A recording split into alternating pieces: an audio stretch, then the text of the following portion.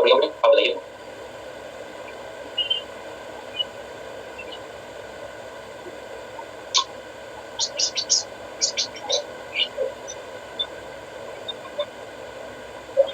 PPT नजर आई सभी को?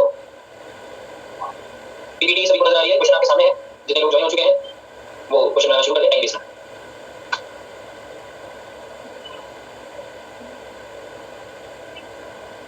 नहीं कृतिका जी अलग है, जैसे प्रोटॉन होता है वैसे ड्यूटेरियम होता है, और ड्यूटेरियम और प्रोटियम अलग अलग होते हैं।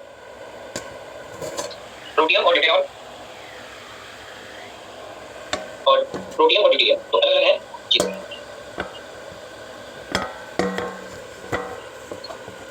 अक्षिता जी आज क्लास के बाद लास्ट में आप पूछ लें।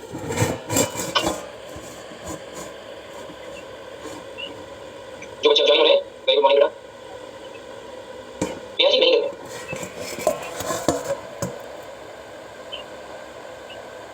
चलिए इससे करना शुरू करें।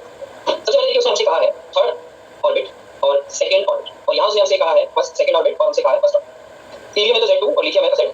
ठीक, अब यहाँ से अगर मैं सबसे पहले delta E1 upon delta E2 की बात करूं, calculate the ratio of difference in energy, तो देखिए सबसे पहले मेरे पास आएगा 13.6 Z2, Z इसके लिए होगा बेटा, Z पहले फॉर्मूला लिख देता हूं, Z स्क्वायर हमारे पास होगा 1/n1 square minus 1/n2 square divided by 13.6 Z square 1/n1 square minus 1/n2 square. तो 13.6 से 13.6 कैंसिल। Z की अगर बात करूं तो देखिए हीलियम के लिए Z हो जाएगा 2 का स्क्वायर डिवाइडेड बाय लिथियम के लिए होगा 6 into 1/3 square minus 1/2 square divided by 1/2 square minus 1/1 square. Solve करेंगे हमारे पास आ जाएगा 4/9 इनटू एलसीएम लेंगे तो देखिए हमारे पास होगा 9 * 4 और ऊपर मेरे पास होगा 4 - 9 डिवाइडेड बाय मेरे पास होगा 1 - 4 डिवाइडेड बाय 1 * 4। यहां से वैल्यू आएगी 4/9 इनटू मेरे पास आएगा -5 divided by 36 upon -3 divided by 4। चार माने को दो माने में बदलिए तो 4/9 इनटू माइनस से minus cancel 5 upon 36 into 3 upon 4, ये कैंसिल और मेरे पास सॉरी 4 अपॉन 6 बस हो जाएगा। तो अब यहां से आपको सॉल्व करना दीजिए, 4 से ये हो जाएगा आपके पास 9, ऊपर आपके पास हो जाएगा 20 divided by 81 into 3 is 243। Answer आपके पास आना चाहिए delta E1 upon delta E2 की वैल्यू आपके पास आनी चाहिए बच्चों 20 डिवाइडेड बाय 243, 20 डिवाइडेड बाय 243। उम्मीद करता हूं सभी बच्चों का आंसर आ रहा होगा। n1 की जगह n2 कर दिया आपने? नहीं बेटा, मैंने यहां 3 से 2 की बात कर रहा हूं, 3 से 2 ले जा रहा है और यहां 2 से 1 ले जा रहा है, मैंने दोनों केस में डिफाइन किया, एक जगह 3 से 2 डिफाइन किया, एक जगह 2 से 1 डिफाइन किया। क्लियर है सभी को बात? देखिए जरा सभी बच्चों को क्लियर है? कैलकुलेशन में आपने कोई मिस्टेक करी है तो उसका आपको ध्यान रखना होगा, बाकी क्वेश्चन बहुत सिंपल था, आपको सिर्फ वैल्यू पुट अप करनी है। काफी लोगों का आंसर आ गया है, कुछ लोगों का आंसर नहीं आया है, कुछ कैलकुलेशन में आपने मिस्टेक करी है उसे आप दोबारा चेक कर लेंगे तो आपका आंसर आ जाएगा। आगे सवाल पे चलते हैं, ये रहा प्रिंटेड सॉल्यूशन। नेक्स्ट क्वेश्चन कर सकते हैं, एनालिसिस बिल्कुल कर सकते हैं। मैंने 3 से 2 और 2 से 1 लिया है, आप 2 से 3 और 1 से 2 ले सकते हैं। नेक्स्ट क्वेश्चन मनीष जी, इसका आंसर जो आप कह रहे हैं वो आएगा 20/243। Next question please.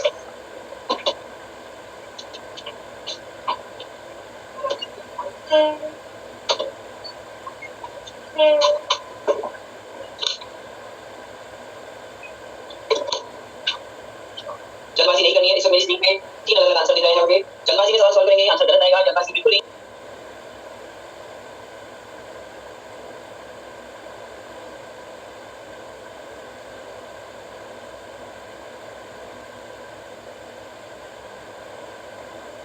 करनी है, मैं आपको सॉल्व करने के लिए टाइम दे रहा हूं, धीरे-धीरे आपकी प्रैक्टिस बढ़ेगी, उसमें से आप भी अच्छे से क्वेश्चन सॉल्व कर पाएंगे, लेकिन जल्दबाजी करेंगे तो सबसे पहला काम आपको ये डिफाइन करना है कि फर्स्ट सेपरेशन एनर्जी है, मतलब स्टार्ट कहां से होगा, n1 की वैल्यू क्या होगी और n2 की वैल्यू क्या होगी, आपको सबसे पहले ये डिफाइन करना है। फर्स्ट सेपरेशन एनर्जी की वो यहां से बात कर रहा है। मैंने आपको क्या बताया था, फर्स्ट सेपरेशन एनर्जी का मतलब स्टार्ट कहां से होगा, start from first excited state. First separation energy का मतलब स्टार्ट कहां से होगा, फर्स्ट एक्साइटेड स्टेट से स्टार्ट होगा। फर्स्ट एक्साइटेड स्टेट होगी 1 + 1 = 2 और खत्म कहां पे होगा, n2 = इंफिनिटी पे खत्म होगा। क्या ये इतना सबने डिफाइन कर लिया था?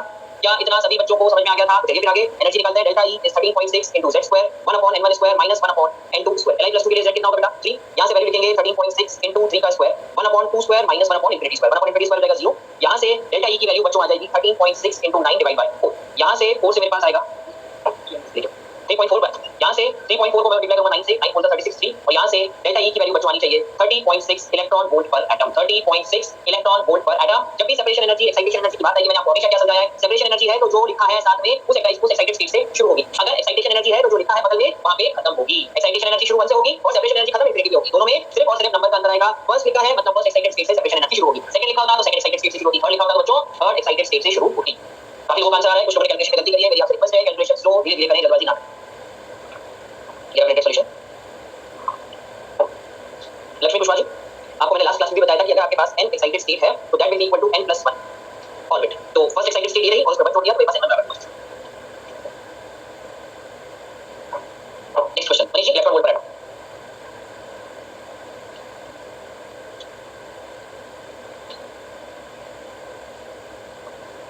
Rohit Kumar Singh ji, ionization energy, excitation energy और सेपरेशन एनर्जी, ये तीनों एनर्जी अब्सॉर्ब होगी, इसलिए पॉजिटिव होगी। एब्सॉर्ब क्यों होगी? क्योंकि आप लोअर एनर्जी ऑर्बिट से हायर एनर्जी ऑर्बिट में जा रहे हैं।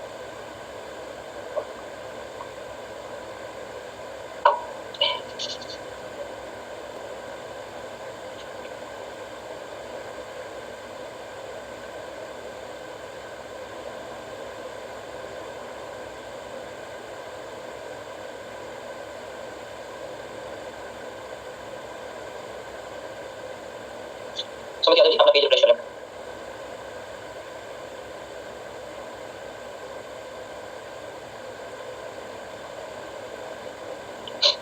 देखिए सबसे पहले हीलियम के लिए Z बराबर 2 होगा। आयनाइजेशन एनर्जी अगर मैं डिफाइन करता हूं तो होगा 13.6 Z स्क्वायर इलेक्ट्रॉन वोल्ट पर एटम।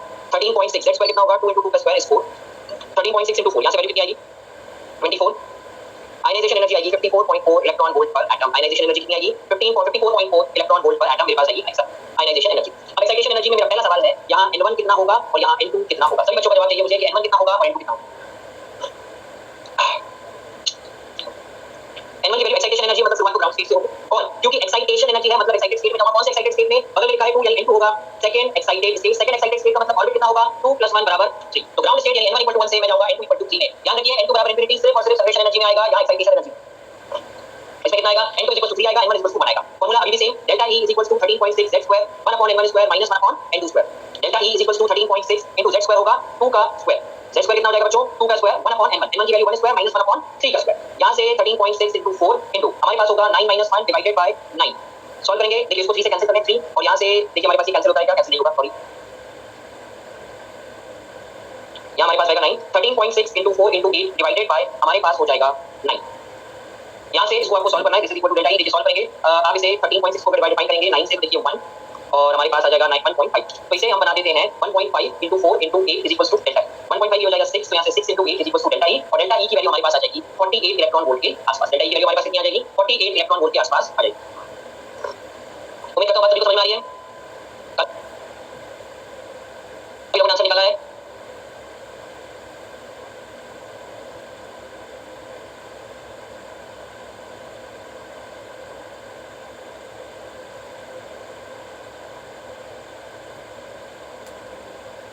बिल्कुल, चलिए नेक्स्ट क्वेश्चन पे चलते हैं। ये रहा प्रिंटेड सॉल्यूशन। Next question.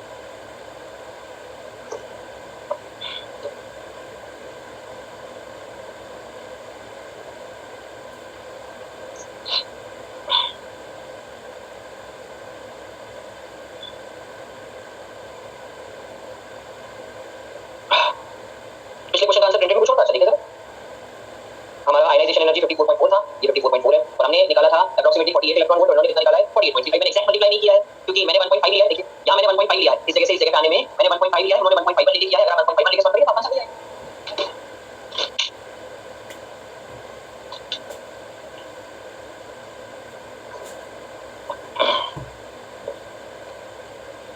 यहां आपको तीन चीजें निकालनी है, काइनेटिक एनर्जी निकालनी है, टोटल एनर्जी निकालनी है, रेडियस ऑफ ऑर्बिट निकालनी है।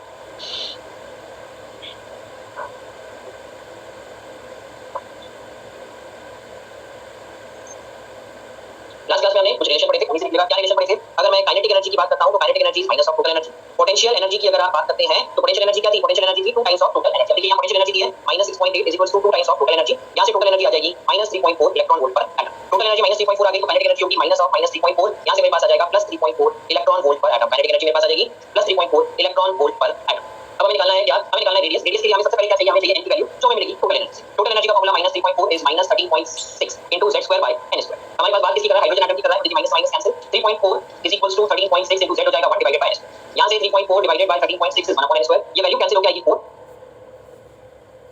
तो यहां से n स्क्वायर होगा 4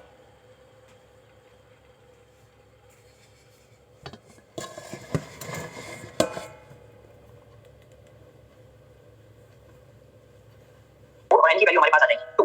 n की वैल्यू अगर हमारे पास 2 आ गई, रेडियस का फॉर्मूला सभी को याद है 0.529 n square by z angstrom. यहां से 0.529 into 2 का square divided by z1 0.529 into 4 angstrom. यहां से कितना होगा 2.166 एंगस्ट्रॉम के बराबर रेडियस हमारे पास आ जाएगा। 2.166 एंगस्ट्रॉम के बराबर रेडियस हमारे पास आ जाएगा। उम्मीद करता हूं तीनों पार्ट सबसे निकले होंगे। पहला पार्ट था टोटल एनर्जी, दूसरा पार्ट काइनेटिक एनर्जी और तीसरा पार्ट था रेडियस। क्या सभी के आंसर आ रहे हैं? देखिए जरा सब बच्चों से क्वेश्चन बन रहे हैं क्या? स्टेप बाय स्टेप चलना है। क्वेश्चन में पहले उसने पोटेंशियल एनर्जी दी थी। मैंने पोटेंशियल एनर्जी और टोटल एनर्जी के रिलेशन से पहले टोटल एनर्जी निकाली, फिर टोटल एनर्जी से काइनेटिक एनर्जी निकाली। टोटल एनर्जी का फॉर्मूला लगा के मैंने n की वैल्यू निकाली जो कि 2 आई, और बाद में रेडियस का फॉर्मूला लगा के मैंने n की वैल्यू पुट करके उससे रेडियस निकाल लिया। स्नेहा जी इलेक्ट्रॉन वोल्ट पर एटम लिखें। देखिए क्वेश्चन में ध्यान से देखिए, क्वेश्चन में वो इलेक्ट्रॉन वोल्ट पर एटम लिख रहा है। आगे चलें, ये रहा प्रिंटेड सॉल्यूशन। नेक्स्ट क्वेश्चन, सभी लोग क्वेश्चन को ध्यान से पढ़ ले। ऐसा जाऊंगा आपको क्वेश्चन को कैसे करेंगे, सभी लोग पहले क्वेश्चन ध्यान से पढ़ ले और जरा सोच के बताएं। आंसर आपके सामने देखिए लिखा हुआ है, आंसर के लिए आपको कोई ज्यादा बहुत ज्यादा सोचने की जरूरत पड़ेगी नहीं। आंसर आपके सामने लिखा है, लेकिन कैसे निकालेंगे और कैसे निकालेंगे का जवाब भी आपको देखिए कहां से देना है। जवाब बिना पेन चलाए देना भैया। जवाब आपको कहां से देना है भैया? बिना पेन चलाए हमें जवाब देना है। सभी लोग क्वेश्चन पढ़ ले पहले, उसके बाद हम आगे चलेंगे। क्वेश्चन से बहुत सारी कहानी समझ में आ जाती है। क्वेश्चन अगर आप ध्यान से पढ़ें तो ये क्वेश्चन अपने आप में 50-50 हो जाता है। आपने देखा केबीसी में होता है कि सर 50-50 खेलना चाहते हैं, 50-50 खेलने का मतलब है दो ऑप्शन गायब। यहां ऑटोमेटिकली 50-50 है। कैसे 50-50 है? जरा सभी लोग क्वेश्चन पढ़ें। क्वेश्चन में दो इंपॉर्टेंट बातें दी गई हैं। एक तो वो आपसे मिनिमम एनर्जी पूछ रहा है और दूसरा एनर्जी रिलीज भी होगी। एक तो वो आपसे क्या पूछ रहा है? मिनिमम एनर्जी पूछ रहा है, दूसरा वो आपसे कह रहा है एनर्जी रिलीज होगी।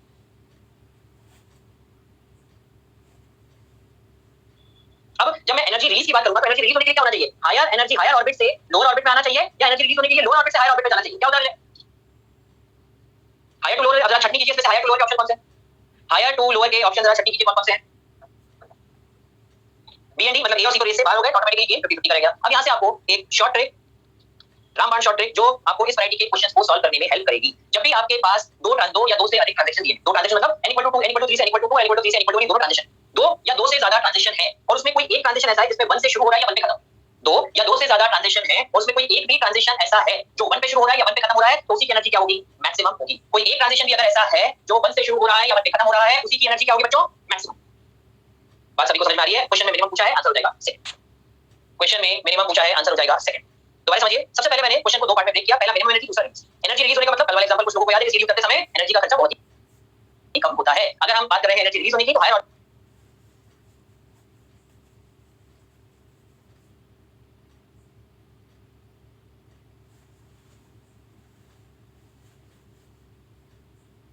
से लोअर ऑर्बिट आने में हमारे पास एनर्जी क्या होगी भैया? हम लगेगी। अब हायर से सॉरी रिलीज होगी, तो यहां हमने सबसे पहले ऑप्शन नंबर ए और सी को तो हमने बात कर दिया। बचे दो ऑप्शन 3 से 2 और 3 से 3 से 2 और 3 से 1 की अगर मैं बात करता हूं, तो मेरे पास सबसे पहली चीज जो डिफाइन होगी, आप यहां से डिफाइन करेंगे, याद रखने का एक सिंपल सा तरीका। जब आप 3 से 1 और जब भी आपके पास दो या दो से ज्यादा इलेक्ट्रॉनिक ट्रांजिशन है, उसमें अगर किसी एक ट्रांजिशन में भी शुरू या खत्म में 1 है, शुरू या खत्म होने वाली ऑर्बिट 1 है, तो उसी की एनर्जी मैक्सिमम होगी। उसी की एनर्जी क्या होगी भैया? मैक्सिमम होगी। तो यहां ऑप्शन नंबर डी की एनर्जी मैक्सिमम होगी। ए और सी पहले बार हो गए, डी की एनर्जी मैक्सिमम होगी, मतलब मिनिमम एनर्जी किसकी होगी? डी की एनर्जी मिनिमम रिलीज होगी। क्या मेरी बात समझ में आई सभी को? क्या शॉर्ट ट्रिक क्लियर है सभी को? भैया बिना पेन चलाए हमने सवाल का जवाब दे दिया। और अगर मान लीजिए बिना पेन चलाए नहीं दिया तो सॉल्व करना होता, तो आप डेल्टा ई बराबर फॉर्मूला लगाइए, डेल्टा ई बराबर 13.6 z square 1/n1 square -1 n2 square. ये सेकंड ऑप्शन भी इसको पुट अप कीजिए और फोर्थ ऑप्शन भी इसको पुट अप कीजिए, सॉल्व कर लीजिए और चेक करिए तो आपके पास किसमें एनर्जी मिनिमम आ रही है, वो आंसर। देखिए सभी बच्चों से मेरी रिक्वेस्ट है, एब्जॉर्ब के लिए 2 मिनट आप रुकते हैं, अगले क्वेश्चन में एब्जॉर्ब की बात करेंगे। फिलहाल हमने इस क्वेश्चन की बात करी है, अब उस पे चलिए। फोर्थ ऑप्शन में मैक्सिमम एनर्जी रिलीज होगी, रिलीज होगी। शब्द रिलीज का बहुत बड़ा इंपॉर्टेंस है, क्योंकि पहले दो ऑप्शन बाहर इसलिए हुए कि आप रिलीज की बात।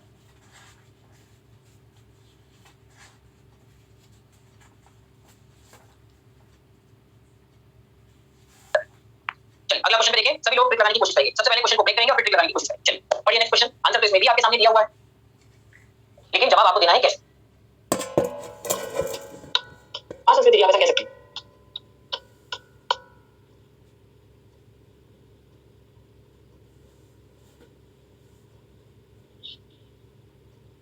बिना पेन चलाए सॉल्व करना भैया,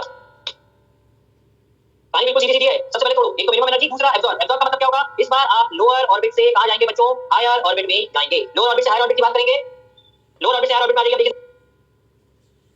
लोअर से हायर कौन-कौन से हैं? पहला वाला लोअर से हायर है, दूसरा वाला लोअर से हायर है, तीसरा वाला हायर टू लोअर, चौथा सीओडी 50-50 तो पहले खत्म हो गया। इन 50-50 तो पहले रह गया। अब इन दोनों में से चेक करना है, ट्रिक अपनी वैलिड है। ट्रिक क्या कहती है? अगर दो ट्रांजिशन या दो से ज्यादा ट्रांजिशन है और उसमें से किसी एक ट्रांजिशन में भी कोई एक ऑर्बिट भी 1 है, तो भैया उसी की एनर्जी मैक्सिमम होगी। अब यहां फर्स्ट की एनर्जी अगर मैक्सिमम है, मतलब सेकंड की क्या हो जाएगी? चारों में से मिनिमम हो जाएगी। सेकंड की क्या हो जाएगी? चारों में से मिनिमम हो जाएगी। अरे ठीक, सब समझ में आ गया भैया? चलिए आगे चलें। नेक्स्ट सवाल देखिए जरा, इस सवाल का जवाब कितने लोग दे सकते हैं?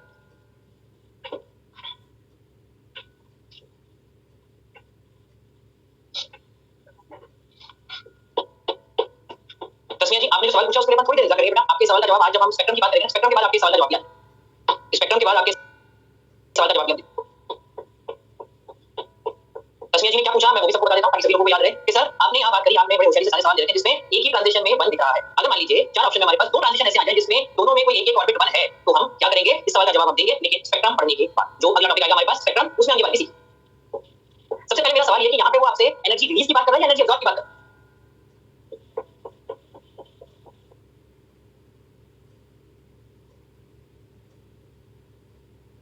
कहां से पता चलेगा? रिलीज करके गिव्स राइज मतलब पैदा होना चाहिए least energy photon. Gives rise का मतलब क्या होना चाहिए? पैदा होना चाहिए। पैदा होने का मतलब क्या होगा? रिलीज होना चाहिए। रिलीज होना चाहिए, तो रिलीज होने का मतलब क्या हुआ? अगेन हायर ऑर्बिट से कहां जाएंगे बच्चों? लोअर ऑर्बिट पे जाएंगे। अब देखो हायर से लोअर के ऑप्शन छाटो इसमें से, हायर से लोअर के ऑप्शन छाटो इसमें से।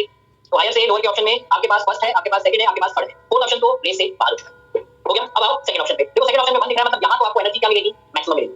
यहां आपको एनर्जी मैक्सिमम मिलेगी, तो भैया ये भी रेस से बाहर हो गया। अब बचे आपके पास क्या बचे? आपके पास बचे 5 से 3 और आपके पास बचे 5 से 4। 5 से 3 और आपके पास क्या बचे? 5 से 4। क्लियर?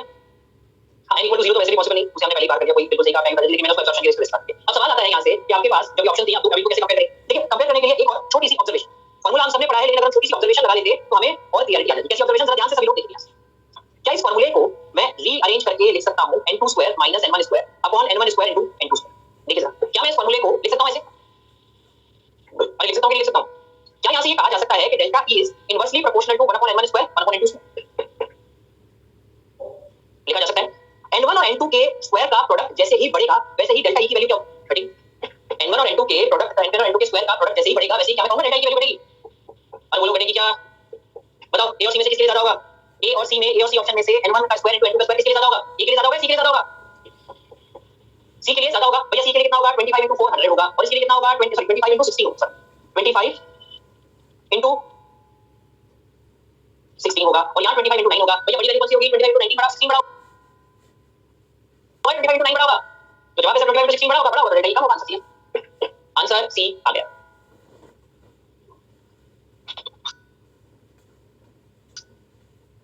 बात को समझ में आई है? बोलो।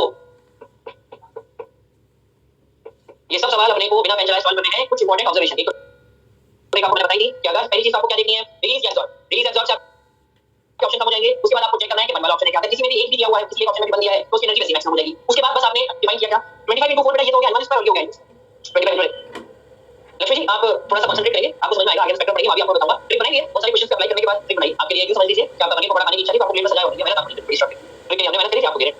मेरी जी ध्यान से दोबारा सुन लीजिए, एक बार मैं क्वेश्चन रिपीट कर रहा हूं, सभी लोगों को ध्यान से सुनने की है। सबसे पहले मैंने क्वेश्चन में रिलीज या एब्जॉर्ब देखा। रिलीज या एब्जॉर्ब से मुझे पता चला कि ये रिलीज की बात कर रहा है। रिलीज करने की बात कर रहा है, तो मैंने ऑप्शंस छट्टी करना शुरू किया। तो ऑप्शन नंबर डी बाहर हो जाएगा। ऑप्शन नंबर डी को बाहर करने का एक और है कि n = 0 नहीं, मैक्सिमम वैल्यू इनकी 1 होगी। तो यहां से डी ऑप्शन बाहर हो गया। 6 से 1 दिख रहा है, 1 आने का मतलब मैक्सिमम एनर्जी हो गया, तो सेकंड वाला भी बाहर। थर्ड वाले अब आते हैं इसी पर। यहां हमारे पास डेल्टा ई का जो हमने फार्मूला दिखा था, ये डेल्टा ई का formula direct inversely proportional to n1² और n2² दिया हुआ है। n1² और n2² दिया हुआ है डायरेक्टली इनवर्सली, मतलब n1² और n2² की वैल्यू जैसे बड़ी वैसे डेल्टा ई घटेगा। यहां से अगर मैं चेक करूं, देखिए ऑप्शन सी में n1 * n2² होगा 25 * 16 और अब मेरे पास 5 और 3 के केस में होगा 25 * 9। अब 25 * 16 ज्यादा है, इसलिए हम उससे सीधे क्या करेंगे? एनर्जी कम। अब आते हैं कुछ लोगों ने इसमें सवाल रखे कि आशुतोष पांडे जी पूछ रहे हैं लीस्ट एनर्जी फोटॉन का मतलब क्या है? देखिए आशुतोष जी, इसका केमिस्ट्री से कोई लेना देना नहीं, ये अंग्रेजी का वर्ड, मैं हमेशा से कहता हूं इंग्लिश से नहीं जैसा है। लीस्ट एनर्जी फोटॉन का मतलब है सबसे कम एनर्जी का फोटॉन। दूसरा एक सवाल एक बालक ने उठाया है, जिसने ये पूछा है कि सर अगर हमें दो ऑप्शन में वन दिख रहा हो, दोनों दो ऐसे ऑप्शन आपको मिल जाए जिसमें कोई एक ऑर्बिट वन, इस सवाल का जवाब हम देंगे कुछ देर में स्पेक्ट्रम पढ़ने के बाद। स्पेक्ट्रम में ये आएगा, वहां से हम इसका जवाब देंगे। कुछ लोग इसे डिस्टेंस से भी कन्वर्ट करने की कोशिश करेंगे, जैसे जैसे डिस्टेंस बढ़ेगी वैसे वैसे आपके पास क्या होगा? एनर्जी बढ़ेगी। बिल्कुल कहा जा सकता है, ये भी कहा जा सकता है, डेफिनेटली कहा जा सकता है। सृष्टि जी करिए सर ये BHO BHQR जोड़ी क्या बोल रहा है? कौन सी फॉर्मूला पढ़ेंगे आज तक? सही बात, क्वेश्चन का मीनिंग बता दीजिए। ओके सर हम इसको ऐसे नहीं कर सकते क्या कि 5 से 3 ज्यादा एनर्जी रिलीज होगी, 5 से 4 कम एनर्जी रिलीज होगी? कह सकते हैं, लेकिन एक ऐसी चीज बताने की कोशिश कर रहा हूं मेरी जी जो बहुत आसानी से सभी के पकड़ में आ जाए और सबको नजर आए। Delta E inversely proportional to 1/n1² n2² है, उस केस में मैंने इसी के डिफाइन करने की कोशिश करी, इसका आंसर आ जाएगा। मुकुल जी सवाल पूछने के बाद आप खुद ही बताइए। जी हाँ, और ये एक कुमारी मान्यता जी लगती है मुझे बार-बार एक ही चीज पोस्ट करते हुए, सर 1 को मैक्स कैसे लेंगे प्लीज बता दीजिए। कुमारी मान्यता जी सॉल्व करके चेक कर लीजिए, आपको पता चल जाएगा। मैंने सॉल्व करके स्टूडेंट्स के लिए, बच्चों के लिए ट्रिक बना रखी है, इससे मैंने ट्रिक से ज्यादा डायरेक्ट बता दिया। आपको अगर ट्रिक पे शक है, आप n = 6 n = 1 के लिए सॉल्व करिए, आपको पता चल जाएगा एनर्जी किसके मैक्सिमम होगी। ये ट्रिक है, सॉल्व करने से आई। उम्मीद करता हूं सभी के सवालों का जवाब इसमें आ गया होगा। कुछ लोगों के सवालों का जवाब अभी भी पेंडिंग है, धीरे-धीरे एक सवाल जो पेंडिंग रह जाता है इसका जवाब मैं आगे दूंगा। वो है कि आपके पास अगर दो ऑप्शन ऐसे जिसमें कोई एक ऑर्बिट वन है, तो हम कैसे डिसाइड करेंगे मैक्सिमम मिनिमम? वो हम स्पेक्ट्रम में पढ़ेंगे, उससे डिसाइड हो जाएगा। इसके बाद चलते हैं आगे। नेक्स्ट क्वेश्चन आपके सामने।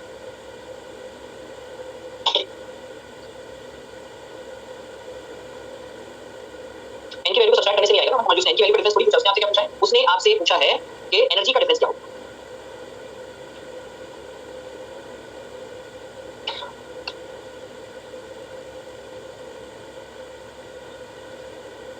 हमेशा सभी बच्चों से मेरी एक रिक्वेस्ट, जब भी अपन कोई नई चीज या नई ट्रिक सीखने की कोशिश करते हैं, सबसे पहले मेरी सभी से रिक्वेस्ट होती है कि आप उस ट्रिक को ढंग से समझिए। फिर उसके बाद उस ट्रिक से रिलेटेड आपके मन में जितने भी क्वेश्चंस और डाउट्स आ रहे हैं उनको आप पहले ट्रिक समझिए। अगर ट्रिक समझने से पहले ही आप अपने डाउट्स उसमें बताना शुरू कर देंगे तो आपको ट्रिक समझ में नहीं आएगी। पहले ट्रिक अप्लाई करिए, फिर उसके बाद आपके सारे सवाल पूछते जाएंगे तो ट्रिक में आपको कभी भी गड़बड़ी नहीं लगेगी। चलिए देखिए जरा, सबसे पहले क्वेश्चन को सॉल्व करने के लिए मेरे पास बच्चों इनिशियल काइनेटिक एनर्जी है x और मेरे पास फाइनल काइनेटिक एनर्जी आ गई है x बार। आगे अब काइनेटिक एनर्जी और पोटेंशियल एनर्जी के बीच का आपको डिफाइन करना है रिलेशन। काइनेटिक एनर्जी और पोटेंशियल एनर्जी के बीच का आपको डिफाइन करना है रिलेशन। तो जहां तक मुझे याद आता है kinetic energy is -2 times potential energy. Kinetic energy is -2 times potential energy. क्या उल्टा लिखा है? बताइए, रिलेशन सही लिखा है या गलत लिखा है? उल्टा लिखा है क्या? अच्छा, तो पोटेंशियल एनर्जी का फॉर्मूला हमने क्या पढ़ा था? पोटेंशियल एनर्जी हमने पढ़ी थी -kz2/r और काइनेटिक एनर्जी हमने पढ़ी थी kz2/2r। ये जो मैं लिख रहा हूं आपको लैग करता हुआ नजर आ रहा है क्या?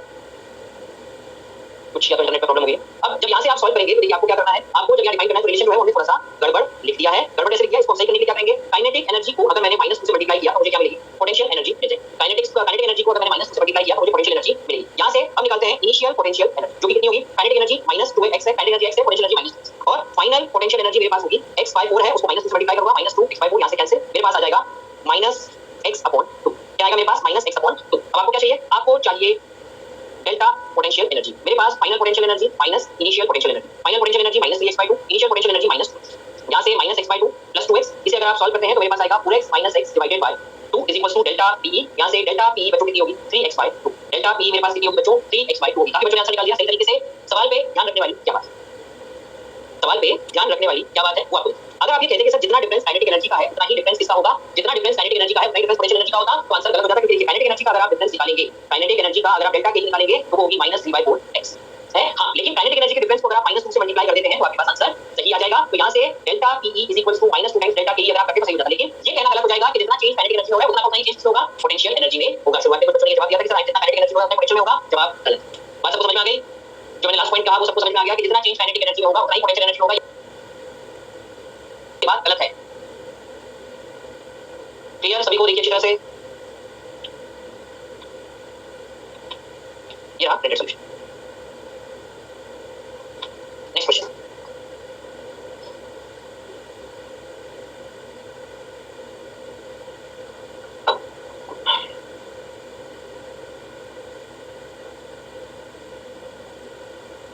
अलीना जी कर सकते हैं।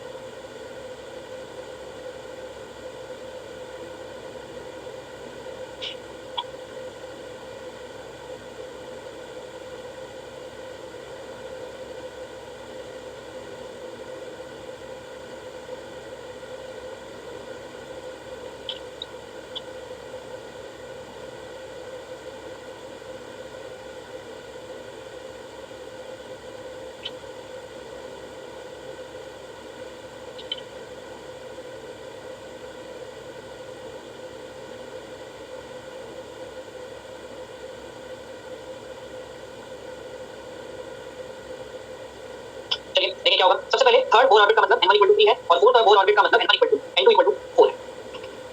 यानी हम लिखे कहां जाना चाहते हैं? एक्साइट करना चाहते हैं, मतलब हम 3 से 4 की तरफ जाएं। डेल्टा ई का फॉर्मूला क्या कहता है? 13.6 * z² 1/n1² - 1/n2²। Starting orbit कौन सी है? n1 = 3 स्टार्टिंग ऑर्बिट, और फाइनल ऑर्बिट कौन सी है? n2 = 4। वैल्यू पुट करेंगे 13.6। बेरियम के लिए z कितना होता है बेटा? 4 होता है, तो 4 का स्क्वायर।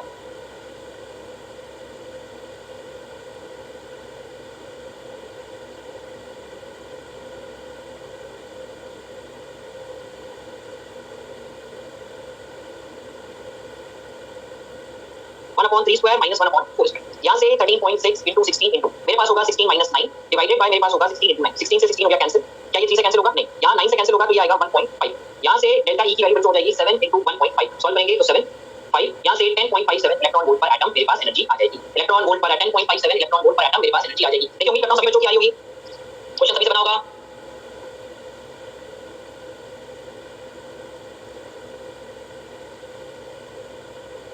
चलिए नेक्स्ट क्वेश्चन पे चलेंगे। नेक्स्ट क्वेश्चन की जगह अब हमारे पास आ जाता है नया टॉपिक जिसकी हम बात करेंगे, स्पेक्ट्रम, जो कि है स्पेक्ट्रम। अगर मैं हमारे कोर्स की बात करूं तो बोहर ने हमें जो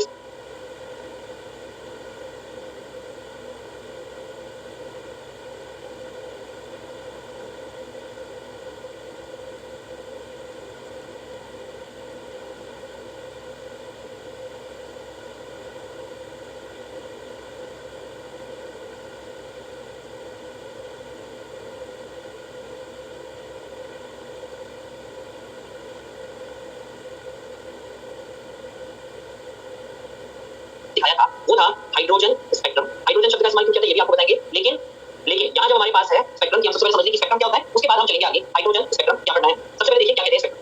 When a radiation of different wavelength is passed through a spectroscope, जिसे आप क्या कहते हैं prism, then the radiation gets dispersed and the pattern obtained on photographic plate is known as spectrum। आप जानते हैं व्हाइट लाइट या सनलाइट को अगर आप ग्लास प्रिज्म से पास करें तो 7 कलर्स में आ जाती है, वायलेट, विबग्योर, जिसे क्या कहते हैं हम विबग्योर हम कहते हैं। इंद्रधनुष हम सबने देखा है, उसी से हम जानते हैं कि अगर आप व्हाइट लाइट को स्प्लिट करते हैं, सेवन प्रिज्म से पास करते हैं तो 7 डिफरेंट कलर्स में स्प्लिट हो जाती है, जो कि कहलाती है क्या, विबग्योर कहलाती है। तो यहां से व्हाइट लाइट को स्प्लिट किया। अब देखिए हम कहना क्या चाहते हैं, हमारा मकसद क्या है, हम यहां समझना क्या चाहते हैं, मैं आपको एक छोटे से एग्जांपल से दोनों बातें समझाऊंगा। हमारे लिए स्पेक्ट्रम दो टाइप का होता है, एक स्पेक्ट्रम होगा एब्जॉर्प्शन स्पेक्ट्रम और दूसरा स्पेक्ट्रम जिसकी हम बात करेंगे वो होगा एमिशन स्पेक्ट्रम। दो टाइप के स्पेक्ट्रम है, एब्जॉर्प्शन स्पेक्ट्रम और एमिशन स्पेक्ट्रम। एब्जॉर्प्शन स्पेक्ट्रम है, अज्यूम कीजिए आपने ये n = 1 है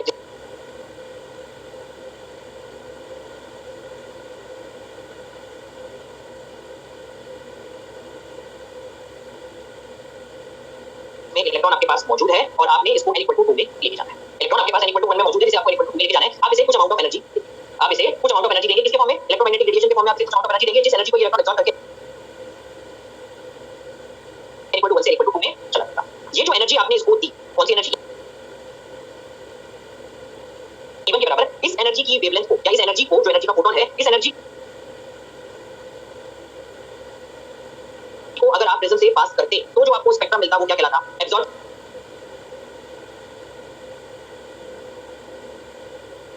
स्पेक्ट्रम कहलाता। यानी एब्जॉर्प्शन होने वाली एनर्जी के कॉरेस्पॉन्डिंग, एब्जॉर्ब होने वाली एनर्जी के कॉरेस्पॉन्डिंग जो स्पेक्ट्रम बनेगा वो क्या कहलाएगा बच्चों, एब्जॉर्प्शन स्पेक्ट्रम कहलाएगा। बात क्लियर है। अब आइए दूसरी बात जिसको हम कहना चाहते हैं एमिशन स्पेक्ट्रम। एमिशन स्पेक्ट्रम का मतलब क्या है, देखिए एमिशन स्पेक्ट्रम बहुत सिंपल है। हमारे पास मान लीजिए आपके पास इलेक्ट्रॉन n = 4 में है और आप उसे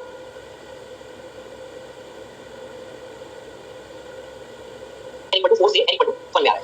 इलेक्ट्रॉन जो है वो n = 4 से कहां आ रहा है बच्चों, n = 1 में। n = 4 से n = 1 में अगर इलेक्ट्रॉन आएगा तो कुछ एनर्जी रिलीज करेगा, जो एनर्जी रिलीज करेगा मान लीजिए वो, अब एनर्जी कैसे रिलीज करेगा, एनर्जी एक फोटोन के तौर पे रिलीज करेगा। भाई 4 से सीधा 1 में आया तो एक फोटोन के बराबर की एनर्जी वो रिलीज करेगा। उस एनर्जी यानी इस E2 एनर्जी को अगर आप प्रिज्म से पास करके जो आपको मिलता, जो आपको स्प्लिटिंग ऑफ कलर्स मिलती, वो आपको क्या कहलाती, वो कहलाती एमिशन स्पेक्ट्रम। वो क्या कहलाती, एमिशन स्पेक्ट्रम। कहानी बहुत सिंपल है, कहानी बहुत सिंपल है, समझिए सिंपल तरीके से। आप दो फ्लोर आप सीढ़ी चढ़ना चाहते हैं, आप दो फ्लोर सीढ़ी चढ़ना चाहते हैं, आप दो फ्लोर सीढ़ी चढ़ने का मतलब 1 से 3 पे जाना, कहां जाना चाहते हैं, 1 से 3 पे जाना चाहते हैं। इलेक्ट्रॉन को भी 1 से 3 पे, 1 से 3 पे जाने के लिए सपोज आपने x amount of energy absorb, x amount of energy आपको पता है, उसी एनर्जी का ऐसे इलेक्ट्रॉन 1 से 3 में जा रहा है, उस x अमाउंट ऑफ एनर्जी के फोटोन, उस x अमाउंट ऑफ एनर्जी के फोटोन को अगर आप व्हाइट प्रिज्म से पास करते हैं तो जो स्प्लिट होकर आपको मिलेगा वो कहलाएगा एब्जॉर्प्शन स्पेक्ट्रम। एब्जॉर्प्शन नाम क्यों दिया, क्योंकि इलेक्ट्रॉन 1 से 3 में जाने के लिए जो एनर्जी एब्जॉर्ब कर रहा था उस एनर्जी को आपने प्रिज्म से पास किया, वो क्या कहलाएगा, absorption spectrum. Absorption spectrum clear हुआ सभी को, एब्जॉर्प्शन स्पेक्ट्रम सभी को क्लियर हुआ। अब आइए एमिशन, एमिशन का मतलब क्या हुआ, जब एनर्जी रिलीज, मान लीजिए इलेक्ट्रॉन 4 से 1 में आ रहा है, मान लीजिए इलेक्ट्रॉन 4 से 1 में आ रहा है, अगर इलेक्ट्रॉन 4 से 1 में आ रहा है तो एनर्जी कितनी होगी, जो एनर्जी रिलीज करेगा मान लीजिए E2 के बराबर, उस निकलने वाली एनर्जी निकलेगी एनर्जी फोटोन के तौर, एनर्जी जो निकलेगी वो एक ही फोटोन के तौर पे निकलेगी। अगर एक ही फोटोन के तौर पे निकलेगी तो उस एनर्जी को भी अगर आप प्रिज्म से पास कर दें तो वो कहलाएगी एमिशन स्पेक्ट्रम। क्या कहलाएगा, एमिशन स्पेक्ट्रम। एनर्जी एब्जॉर्ब हो रही है उसके corresponding spectrum absorption spectrum, energy release हो रही है उसके कॉरेस्पॉन्डिंग स्पेक्ट्रम होगा वो एमिशन स्पेक्ट्रम होगा।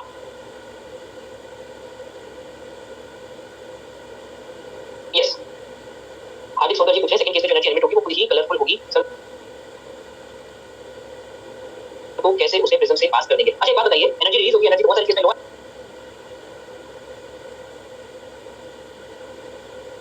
आपके पास रिलीज करते हैं एनर्जी, गर्म हुआ है, एनर्जी रिलीज करता है तो आपको एनर्जी रिलीज होगी, उसका कलर चेंज दिखता है।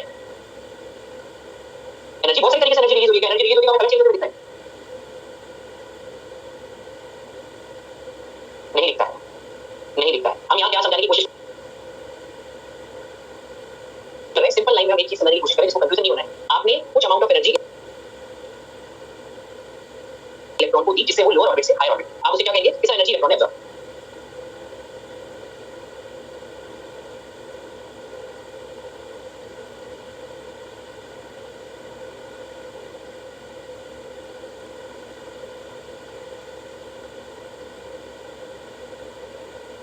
आपसे ये कह रहा हूं कि वो जो एनर्जी इलेक्ट्रॉन ने एब्जॉर्ब करी, आप एक एक्सपेरिमेंट कीजिए, जितनी एनर्जी आपने इलेक्ट्रॉन को दी एक फोटोन से उतनी ही एनर्जी को आप प्रिज्म से पास करें, जो स्पेक्ट्रम बनेगा वो absorption spectrum. Electron higher orbit से लोअर ऑर्बिट पाएगा, कुछ एनर्जी रिलीज करेगा, वो जो फोटोन है उस फोटोन को जो एनर्जी रिलीज करने वाला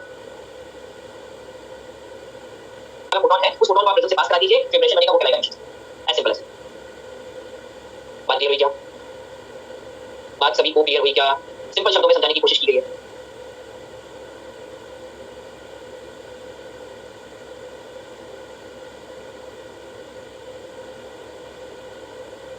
डेफिनेशन आ गया कुछ लोग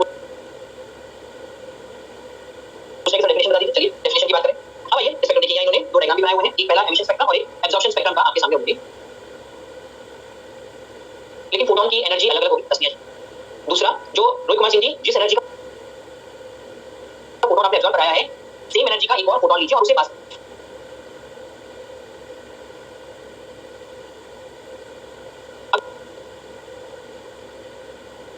देखिए कहना क्या चाहते हैं। यहां से हमारे पास डेफिनेशन पे आ रहे हैं। सबसे पहले डेफिनेशन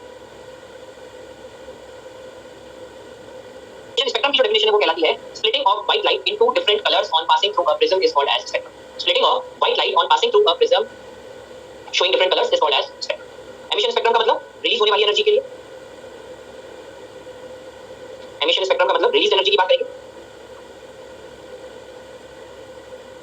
और एब्जॉर्प्शन स्पेक्ट्रम का मतलब एनर्जी एब्जॉर्ब होने वाली की हम लोग बात करेंगे। अब देखिए आगे कहानी है कैसे। हमारे पास कहानी में डिफरेंस क्या है और डिफरेंस का मतलब है क्या, डायग्राम देखने के बाद चलिए आगे। अब देखिए स्पेक्ट्रम ऑफ सनलाइट, सनलाइट का मतलब जब आप सनलाइट को पास करेंगे प्रिज्म से वो कैसा है, कंटीन्यूअस। कंटीन्यूअस मतलब क्या होती है, ये कंटीन्यूअस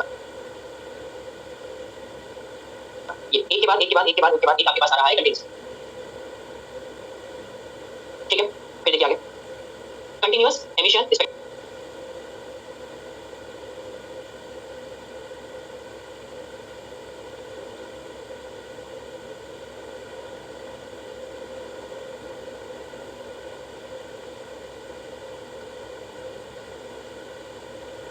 एग्जांपल रेनबो जो है वो कैसा है, एग्जांपल है किसका, एमिशन स्पेक्ट्रम।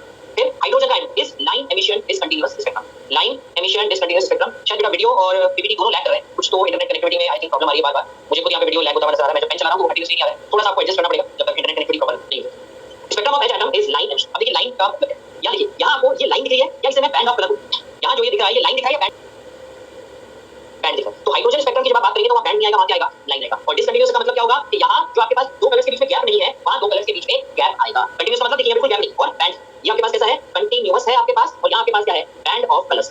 यहां आपके पास क्या है, बैंड ऑफ कलर्स। जब हम बात करते हैं किसकी, जब हम बात करेंगे हमारे पास हाइड्रोजन एटम की स्पेक्ट्रम की, तो पहली चीज बैंड नहीं लाइन होगा, और दूसरी चीज कंटीन्यूअसली डिसकंटीन्यूअस। डिसकंटीन्यूअस का मतलब कलर्स लाइंस के बीच में फासला होगा, लाइंस के बीच में क्या होगा, थोड़ी डिस्टेंस होगी, जिसकी वजह से कंटीन्यूअसली डिसकंटीन्यूअसली हमें नजर आएगा। अब जैसे मान लीजिए सपोज आपने ये चार लाइन बनाई, ये ऐसा होगा, ये है colour number 1, colour number 2, colour number 3, colour number 4, और ये जो बीच की जगह आप देख रहे हैं ना खाली, ये सब आपको कैसी नजर आएगी, ये सब आपको नजर आएगी ब्लैंक, मतलब ब्लैंक नजर आएगा, यहां आपको कुछ भी दिखाई नहीं देगा। कलर के बीच में कुछ ना कुछ आपको गैप नजर आएगा, जिसकी वजह से हम इसे क्या कह रहे हैं, डिसकंटीन्यूअस कह रहे हैं। बात समझ में आई क्या, फर्क समझ में आया, लाइन बैंड कंटीन्यूअस डिसकंटीन्यूअस में, यस और no.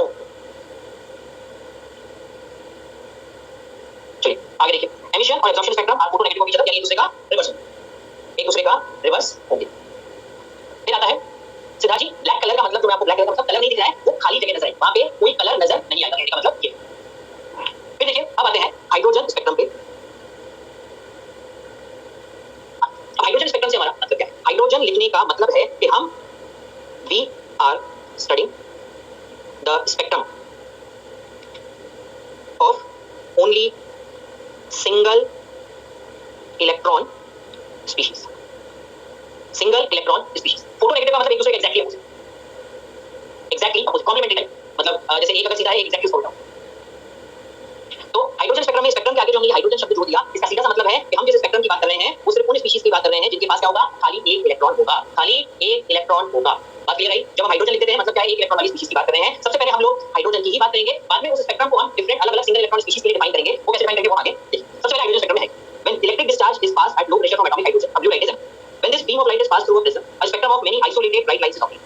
The wavelength of different lines are in the visible region, in the ultraviolet region and in the infrared region. These lines are classified into different categories. कहना क्या चाहते हैं वो समझो। हमने electric discharge पास किया, हाइड्रोजन गैस का हमारे पास क्या था, सैंपल। हाइड्रोजन गैस का हमारे पास सैंपल था, जिससे हमने क्या किया, इलेक्ट्रिक डिस्चार्ज पास किया। तो हाइड्रोजन गैस से यहां से हमें क्या निकली, एक लाइट निकली जिसका कलर था ब्लू, जिसे हमने पास किया प्रिज्म से।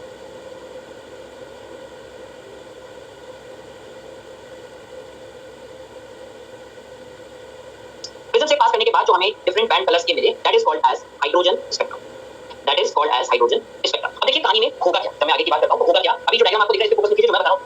हाइड्रोजन एटम के पास इनिशियली एक इलेक्ट्रॉन है, किसमें, n = 1। हाइड्रोजन के पास इनिशियली n = 1 में एक इलेक्ट्रॉन। आपने क्या किया, इलेक्ट्रिक डिस्चार्ज देने का मतलब क्या हुआ, आप उसको एनर्जी दे रहे हैं। इलेक्ट्रिक डिस्चार्ज का मतलब क्या हुआ, आप उसको एनर्जी दे रहे हैं। एनर्जी अगर आपने दी तो वो इलेक्ट्रॉन उस एनर्जी को एब्जॉर्ब करेगा, और एनर्जी को एब्जॉर्ब करके किसी हायर एनर्जी ऑर्बिट में जाएगा।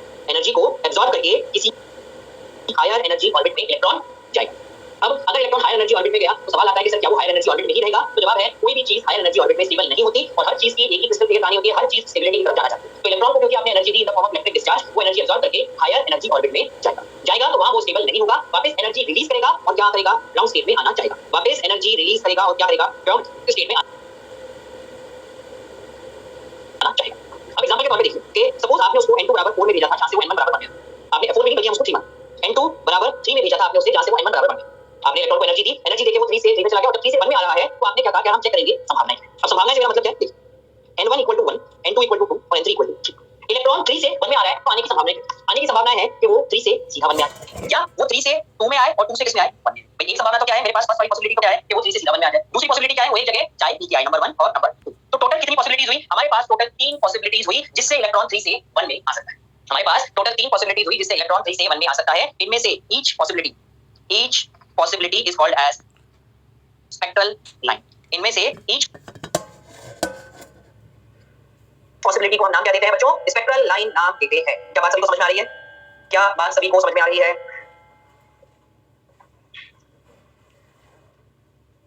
वीडियो पॉज हो रहा है, आई डोंट नो क्यों बार-बार पॉज हो रहा है, ये कुछ तो इंटरनेट कनेक्टिविटी का इशू आ रहा है। आई थिंक सभी के लिए ऐसा हो रहा है क्या कि वीडियो लैग कर रहा है या बार-बार पॉज हो रहा है?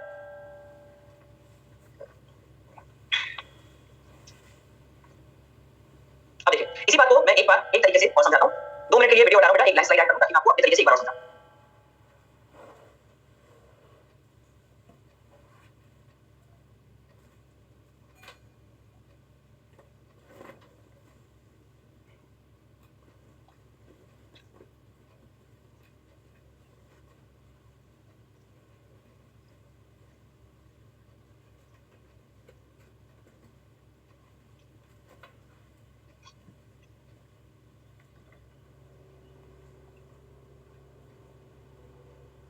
देखिए पीपीटी वापस सभी को नजर आ रही है क्या? चेक कीजिए सभी को पीपीटी वापस नजर आ रही है क्या? और क्या अब आवाज वगैरह भी सबको सही नजर आ रही है?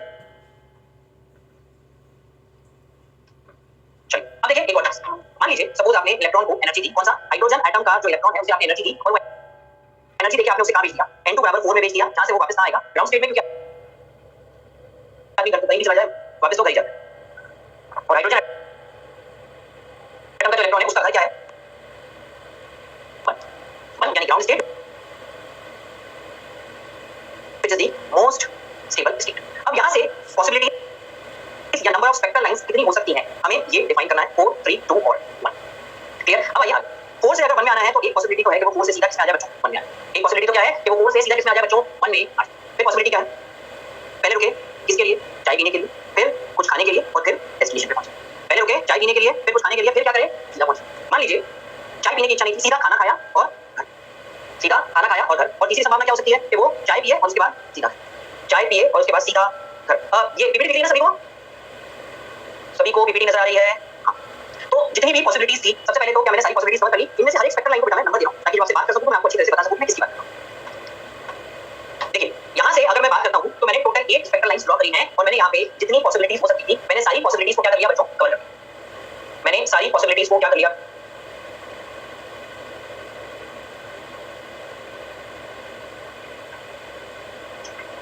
अंशु जी ये आपकी पॉसिबिलिटी स्पेक्ट्रल लाइन नंबर 1 है, यहीं से चले और सीधा डेस्टिनेशन पे पहुंचे।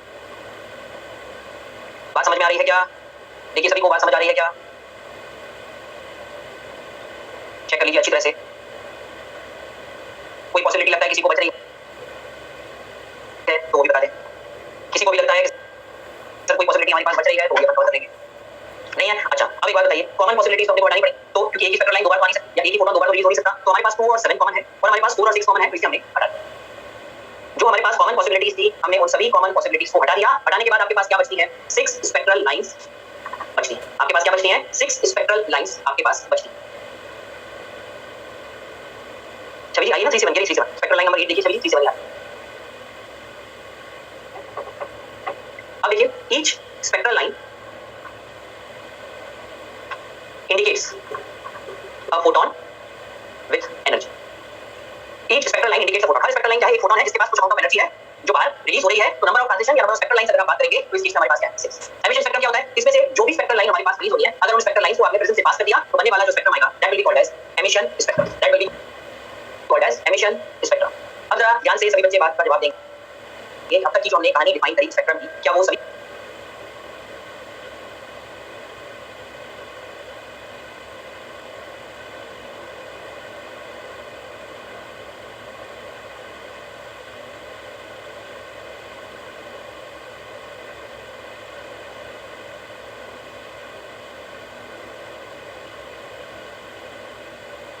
बच्चों को समझ में आई?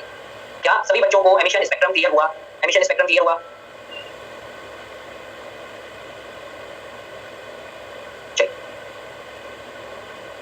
अब चलते हैं। अब देखिए, आपने इलेक्ट्रॉन को एनर्जी दी, इलेक्ट्रॉन एनर्जी लेके किस हायर ऑर्बिट में जाएगा हमें नहीं पता। कुछ लोग कह रहे हैं कि सर 8 से 6 कैसे हो गए? बेटा कॉमन है ना, जो लाइंस एक बार आ चुकी डबल नहीं आई। हमने 7 और 6 लाइन को इसलिए रिमूव किया क्योंकि 7 और 2 ये देखिए कॉमन है और 4 और 6 कॉमन है। रिपीट नहीं कर सकते ना लाइंस, रिपीट नहीं होंगी ना। अब चलिए, अब इलेक्ट्रॉन को जब आप इलेक्ट्रॉन किसी हायर ऑर्बिट से आ रहा है, ये डायग्राम तो आपने बड़े हंसते खिलखिलाते हुए बना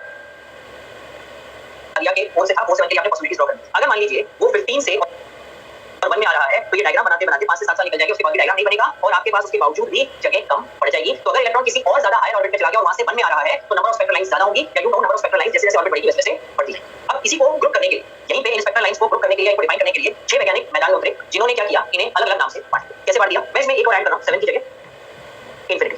मैं इसमें एक और ऐड कर रहा हूं 7 की जगह इंफिनिटी। मान लीजिए ये 7 वाली लाइन इंफिनिटी से स्टार्ट हो रही है।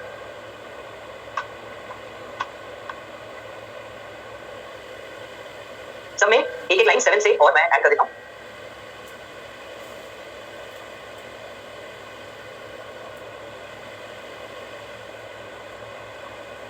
सॉरी,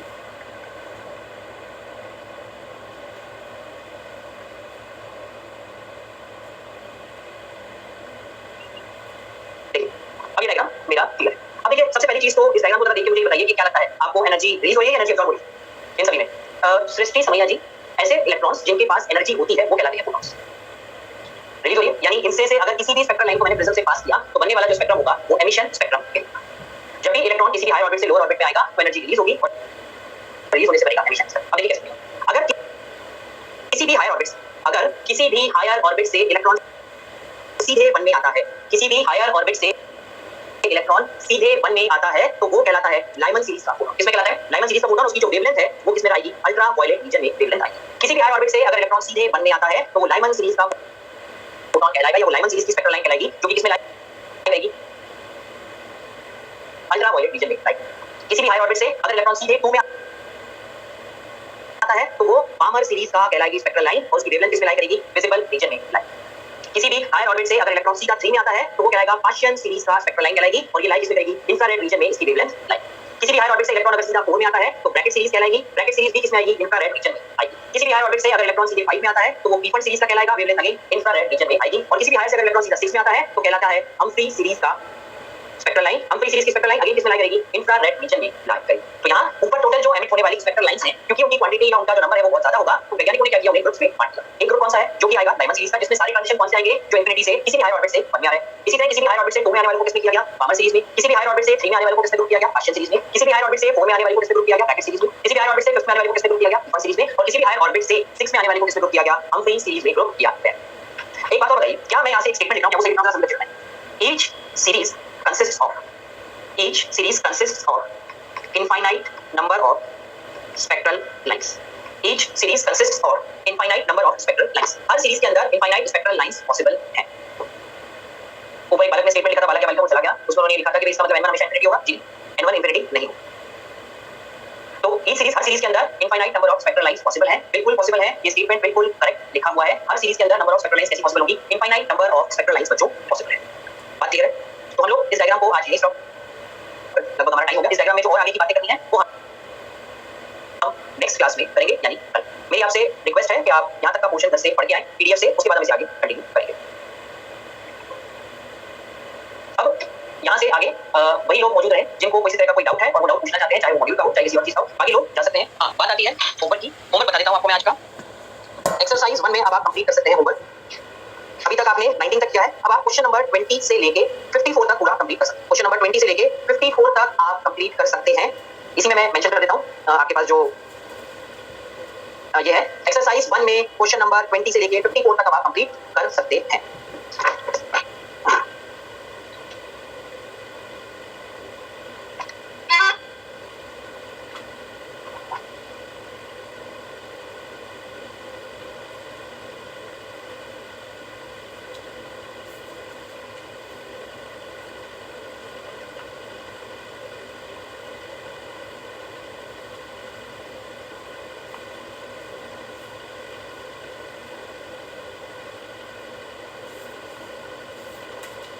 मिनट मैं जब तक ये पीडीएफ प्रिपेयर कर दूं तब तक आप लोग वेट कीजिए, उसके बाद फिर आप लोगों के जिसके जो डाउट्स होंगे वो आप लोग ले लीजिए। आज है 25/08/21। ओके एंड ये हो गया सेव।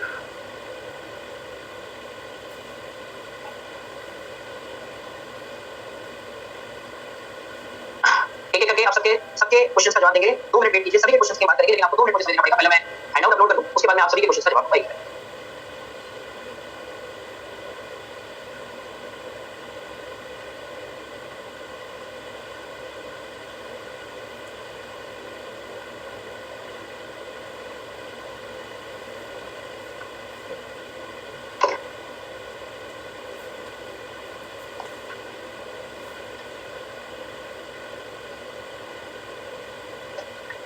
अब आपके एक एक करके डाउट्स लेंगे। चलिए देखिए, एक चीज प्लीज मेरी आपसे रिक्वेस्ट है, एक साथ सभी लोग डाउट भेज देंगे तो मैं डाउट नहीं ले पाऊंगा। मेरी बात को समझने की कोशिश करें। एक साथ सभी लोग डाउट ना भेजें, थोड़ा सा वेट करके भेजें तो मैं सबके डाउट्स ले पाऊंगा। हाँ, अब प्लीज अब वेट करें, एक बार जितने लोग अभी तक भेज चुके हैं वेट करें।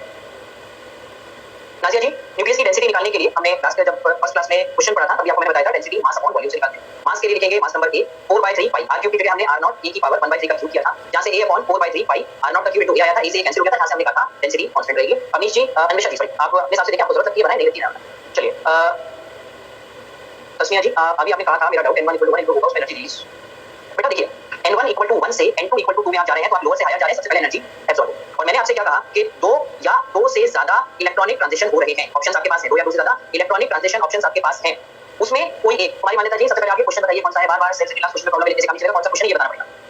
सेकंड, और 2 या 2 से ज्यादा अगर ट्रांजिशन है तो ट्रांजिशन के केस में क्या होगा, अगर आपके पास किसी एक ऑप्शन में 1 है, किसी एक ऑप्शन में 1 है तो वो मैक्सिमम एनर्जी का होगा। विजय कुमार जी, आपके पास सेल से मैसेज आ जाएगा। चलिए अब ऊपर चले और लोग क्या पूछ रहे हैं। स्नेहा जी ने क्वेश्चन मार्क लगा दिया है, तस्मिया जी का डाउट हो चुका है। सर हमारी बैच ऑफलाइन भी आप ही पढ़ाएंगे ना? बेटा मैं ऐसी उम्मीद करता हूं। Beginner box question Rajshekhar Sharma, beginner box का 3 का क्वेश्चन 3 देखिए जरा। Beginner box 3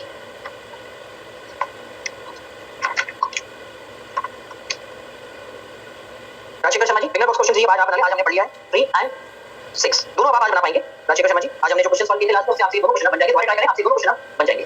sir excited state में डिफरेंस क्योंकि लास्ट क्वेश्चन पूछा मैंने एक्साइटेड स्टेट लेकर गई। बेटा एक्साइटेड स्टेट उसने ये कहा है कि हम इलेक्ट्रॉन को एक्साइट करना चाहते हैं 3 से 4 में। उसने ये नहीं कहा कि हम इलेक्ट्रॉन को एक्साइट करना चाहते हैं 3rd एक्साइटेड स्टेट से 4 एक्साइटेड स्टेट। जब 3rd एक्साइटेड स्टेट और 4 एक्साइटेड स्टेट लिखा तो मैं +1 करता। वीरेंद्र कुमार नॉलेज एक्सरसाइज कहां से मिलेगा? देखिए एक्सरसाइज आप जब आप उसमें जाएंगे स्टडी मटेरियल वाले सेक्शन में जाएंगे तो आपको 2 तरीके से दिखाई होगा। एक तो आपको दिखाई देगा जो मॉड्यूल का रिटन मटेरियल है वो, और एक आपको दिखाई देगी एक्सरसाइज। फिर इसके बाद लक्ष्मी कुशवाहा जी पूछती है सारे हर स्पेक्ट्रम में ब्लू कलर की होती है। लक्ष्मी कुशवाहा जी, आपने जरूर देखा है सारे कलर्स ब्लू होते हैं।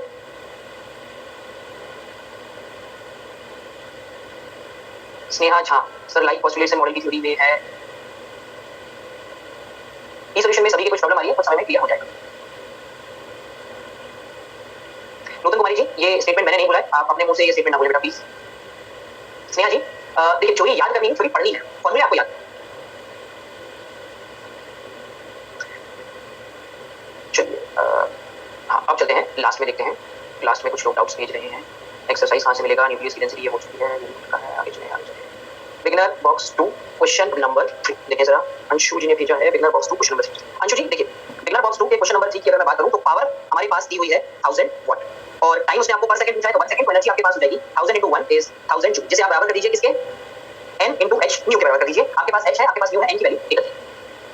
ज़हीर अब्बास जी, अभी 52 तो बेटा मैंने होमवर्क किया ही नहीं है, आप 52 पे पहले से पहुंच गए, आपने सॉल्व कर लिया, ये बहुत अच्छी बात है। लेकिन डाउट्स आप मुझसे तभी पूछिए जब मैं 52 डिस्कस करूंगा, उससे पहले। आस्था सिंह, एब्जॉर्प्शन स्पेक्ट्रम में भी कलर रिलीज होता है, अगर होता है तो कैसे होता है? देखिए कलर रिलीज होने वाली बात जिसकी जो हम कर रहे हैं, कलर रिलीज होने वाली बात ऐसी होती है कि जब आप उसको किसी भी एनर्जी की वाइट लाइट को अगर आप पास करते हैं स्पेक्ट्रम से तो कलर आए। अब हमें जो एमिशन स्पेक्ट्रम हमें रियल लाइफ में दिखता है वो है वेक्टर, जिसका कलर नजर आता है। ठीक है सर जी, डब्ल्यू आयनाइज का मतलब है 2 इलेक्ट्रॉन निकालिए 10। राजशेखर शर्मा जी, दोनों अगर n = 1 से है, स्पेक्ट्रम की नेक्स्ट क्लास जो क्लास जाएगी उसके बाद आपका क्लियर हो जाएगा। स्नेहा जी, थ्योरी पार्ट अगर आप समझ लेते हैं तो बहुत आसान है। सुधाकर गौतम जी, सॉल्व करने में टाइम लगता है बेटा, ऐसा नहीं है कि मैं आज जिस स्पीड से सॉल्व कर रहा हूं इसी स्पीड से 8-9 साल पहले सॉल्व करता था, 7 साल से पढ़ा रहा हूं, उसके पहले भी सवाल सॉल्व किए हैं। सॉल्व करते करते स्पीड बढ़ती है, आपकी भी बढ़ेगी, टाइम लगेगा, शुरुआत में टाइम लग रहा है, ये बहुत अच्छी। हरीश राठौर जी, इसलिए विजिबल नहीं होते क्योंकि आपकी जो आंखें हैं वो एक पर्टिकुलर कलर्स को ही देख पाती हैं, उससे ज्यादा की तरह नहीं देख पाती। हमारी जो आंखें हैं वो एक पर्टिकुलर वेवलेंथ से ज्यादा कलर नहीं देख पाती। और अगर आप कभी ध्यान से अगर आप देखिए, कलर बताऊंगा किसी आपको एक बार, अगर आप ध्यान से देखें तो विक्टोर के 7 कलर की आपको ढंग से नजर नहीं आती। पहले 5 कलर अपने अच्छे से नजर आते हैं, बाकी के 3 कलर लास्ट के धुंधले नजर आते हैं अगर आप ध्यान से विक्टोर को देखेंगे। बट सर प्रिज्म से पास करने से पहले ब्लू लाइट होती है, वो ब्लू लाइट हाइड्रोजन से निकलती है। योग निधि सिन्हा जी, सर अगर हम मॉड्यूल ले लें तो नोट्स की नीड नहीं होगी ना? तो परवीन जी, ये डिसाइड आपको करना है कि आपको पीडीएफ से पढ़ना है, मॉड्यूल से पढ़ना है, जिससे आपकी इच्छा उससे पढ़ें, मकसद है आपको समझ में आना चाहिए और क्वेश्चन बन जाना चाहिए। सर ऑप्शन 1 की जगह 2 में 1 होता। मुस्कान जी नेक्स्ट क्लास में आपके सवाल का जवाब है। नाजिया जी देखिए मेरी आपसे रिक्वेस्ट है जो भी स्टूडेंट्स इस चैट में मौजूद हैं पार्टिसिपेंट्स 28 अगर आपको किसी और सब्जेक्ट में डाउट है आप सबसे नंबर ले लें और ionisation energy, excitation energy, separation energy last class का आपको देखिए पीडीएफ देख लीजिए यूनिट एनर्जी। अगर आपको उसके बारे में समझ नहीं आता है तो प्लीज आप कॉल करके तो मुझे मिल रहा है मुझे आपका मैसेज आयनाइजेशन एनर्जी। अभी आपको मुखर्जी जी एक बात बताइए, सपोज हाइड्रोजन एटम के लिए मैं फर्स्ट ऑर्बिट की एनर्जी निकाल रहा हूं तो एनर्जी होगी -13.6 z² डिवाइडेड बाय n² यानी -13.6 इलेक्ट्रॉन। और अगर मैं आयनाइजेशन एनर्जी निकालता हूं तो वो होगी 13.6 इलेक्ट्रॉन। तो क्या मैं कह सकता हूं ionisation energy minus of yes Yogi ji आपका चैट मुझे मिल रही है, आपके सवाल का जवाब दे चुका हूं। एक बार आप लास्ट क्लास का पीडीएफ देखिए उसके बाद अगर आपको डाउट है तो आप मुझसे कॉल करके पूछ लीजिए। हेलो बोलिए। बेटा अभी मैं क्लास की डाउट्स बता रहा हूं, आप मुझे 10 मिनट बाद क्लास का डाउट्स क्लियर कर दो फिर मैं आपके डाउट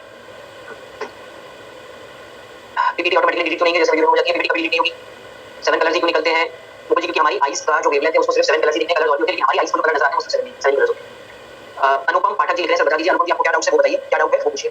मुस्कान जी ने डाउट पूछा है क्वेश्चन नंबर 30। मुस्कान जी आपने अगर ये क्वेश्चन सॉल्व करने की कोशिश करी है तो मैं आपका सॉल्यूशन व्हाट्सएप पे देखना चाहूंगा कि आपने क्या सॉल्व किया है क्वेश्चन, उसमें मैं गलती बता दूंगा क्योंकि इस वैरायटी का क्वेश्चन क्लास में सॉल्व किया है इसमें दोबारा सॉल्व करके नहीं बताऊंगा। आपने अगर सॉल्व किया है आप मुझे व्हाट्सएप पे सॉल्यूशन भेज दें, मैं आपका सॉल्यूशन चेक करके आपको गलती बताऊंगा। और एक जिसने ionisation energy, excitation energy, separation energy का डाउट पूछा था इस बच्चे ने गुड़िया ने, उससे मेरी रिक्वेस्ट है पीडीएफ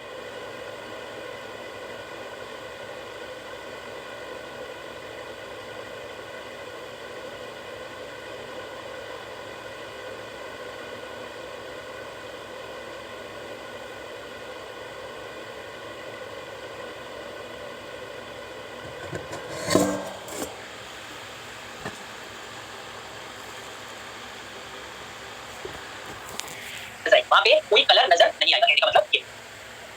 फिर देखिए अब आते हैं हाइड्रोजन स्पेक्ट्रम पे। अब हाइड्रोजन स्पेक्ट्रम से हमारा मतलब क्या है? हाइड्रोजन लिखने का मतलब है कि हम